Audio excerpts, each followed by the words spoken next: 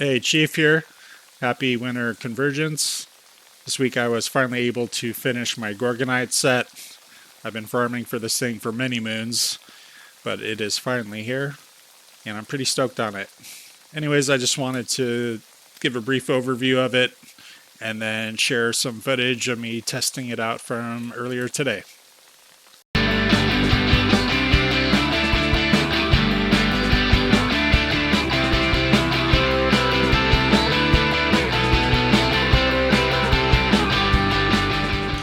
So I did want to preface before getting into the build, just for anybody else who's looking to craft their own set from scratch. It roughly took me about 90 days worth of cooldown materials to craft this base set. Now I've been saving since season 5. Also, you need to consider the materials it takes to craft the matrices, the prismatic scarabs, and obviously the Gorgonite inductors are time gated, so you need to get into a raid at least once a week, but it's not too bad.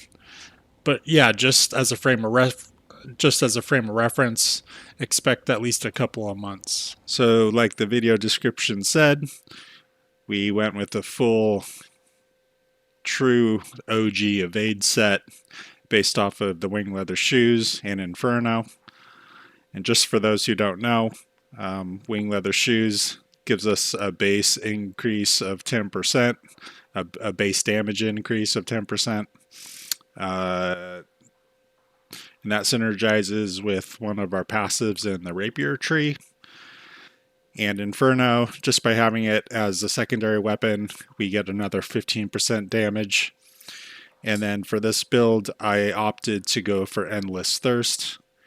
Now the reason behind this wasn't really for the perk, but I just can't see myself having to get stuck with running like a damage mitigation or a damage type with an artifact as an amulet or a ring. I know a lot of people are running the new ring. I forgot what it's called, but that thing's kind of up and down and getting nerfed to oblivion currently. So Endless Thirst does really work with this build. I do really like it. And the perk, the Thirst, actually synergizes with the set pretty good. It helps out in those oh shit moments where we need kind of a emergency heal, and it is nice. It comes with empowering toast. But yeah, the perks I put on these artifacts, we can just go over one by one. Endless Thirst, I put refreshing, just to free up a slot on our gear.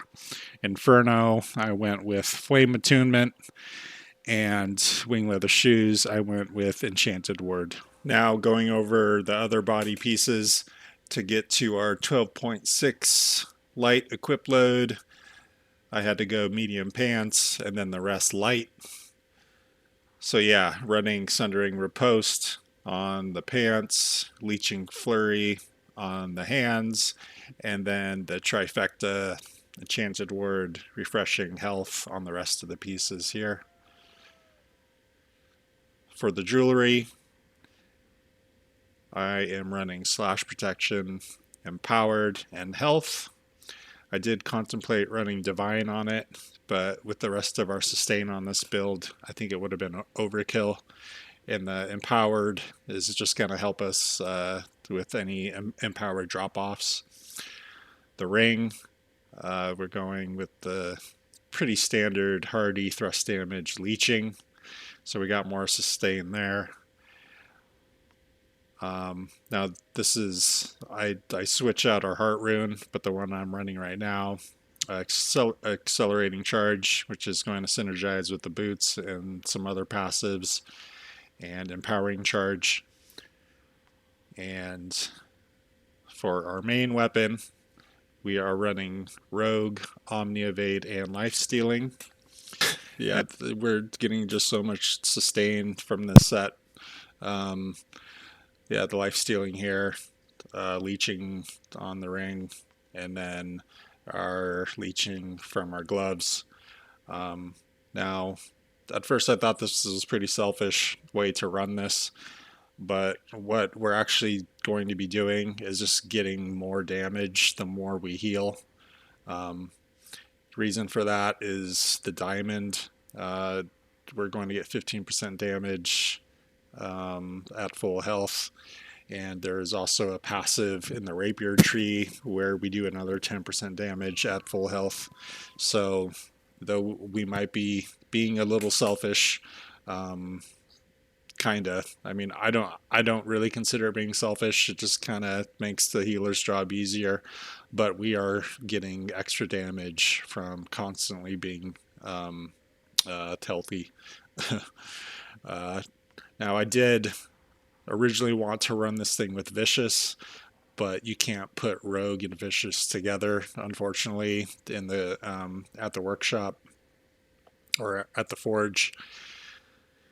So that was unfortunate. I did consider putting Flame Attunement on it, but after looking at the Empower numbers, which I will get into the numbers here shortly, it would have put us over Empower. Same thing with the pieces. I did contemplate taking health off and putting fire harnessing, but again, that would have put us over Empower cap.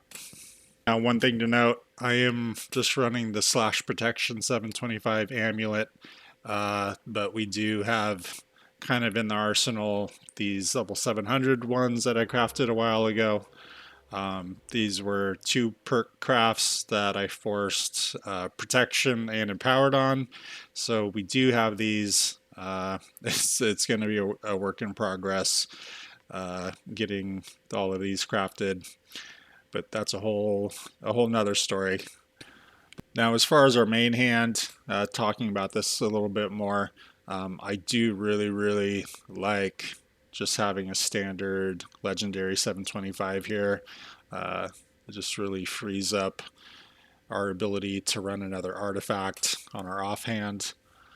Now I know other evade sets are kind of going off of the finisher as the main hand, but me just personally, I don't know if it's my OCD, but I just couldn't get stoked about running a weapon that we're not using like half the perks on. So I think this just overall just looks a lot prettier. But yeah, just for instance, like if we're running the worm, we can easily slap on Deep Freeze or any other artifacts in that slot. So just briefly getting into some of the raw numbers, we are at 199% base damage for empowerment. We are in the Goldilocks zone at a constant 44.8 with no leadership. With leadership, we are at 54.8. And when the stars align and we activate some passives, our Heart Rune and Empowering Toast, we are at 89.8. Taking a look at the Rapier skill tree, this is your true evade setup. Nothing really spectacular to note here. There does seem to be some general confusion about whether evaders take the last perk in Flurry, Finalize, and we do. Because of this passive here, we get more base damage with an active bleed. Also, if we happen to be running alongside a bleed rapier, they can use our bleeds for faster rotations. Lastly, because we are running winged leather shoes, we are not speccing it into priority under the riposte tree, and instead are speccing into swiftness for that extra base damage. For the fire staff tree, I mostly specced into crit and smolder. I will use this sometimes if I'm at a proximity for the rapier and use it as a range weapon. I have been liking using incinerate for mob clumps. It does decent damage and gives a nice little AoE enfeeble. I know this skill used to be better and it's been nerfed a little bit. Lastly, I picked up combat speed just to optimize and synergize in line with our wing leather boots. For the attributes, I'm running the standard evade setup, 25 strength, max dex, and with food I will be at 250 int. Now as you can see, I'm over on the dex side 30 points. And yeah, that's just kind of a bummer with the Gorgonite set. It's all magnify, including the jewelry, even the rapier. The rapier actually isn't magnify, it's married to dex. But I think a solution for this, and just a tangent disclaimer, I think they should allow magnify to be its own pool, or at least allow the endgame gear to be crafted with the scaling of your choosing. I think as much blood and sweat as players have to put into crafting this stuff, I think we should at least have the choice to choose the scaling. But it is what it is. It's not a huge deal. But yeah, that's the basic setup. Well, I think that about covers it. I'll just end the video with some in-game footage of me testing the set out. I put together about a 9-minute montage of mob pulls and boss fights from the mutations this week, just to get a general idea for the DPS output.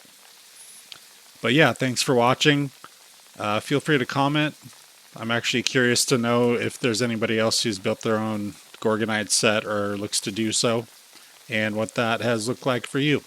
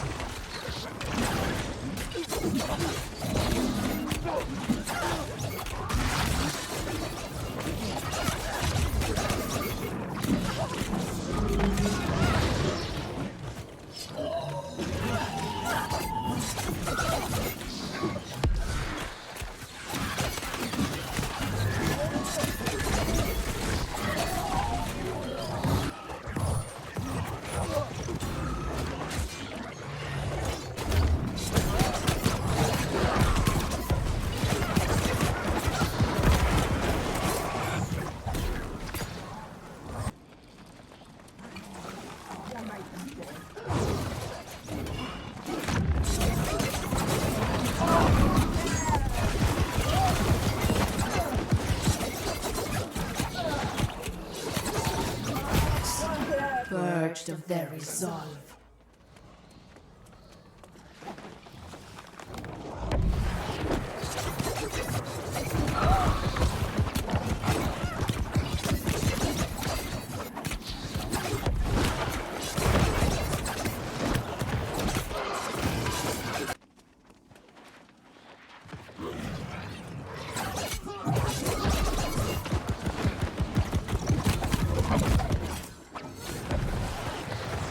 Dance for me!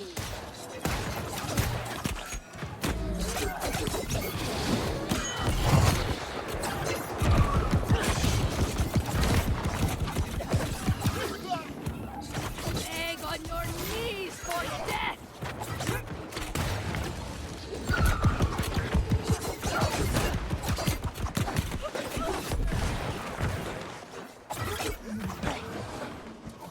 There shall be no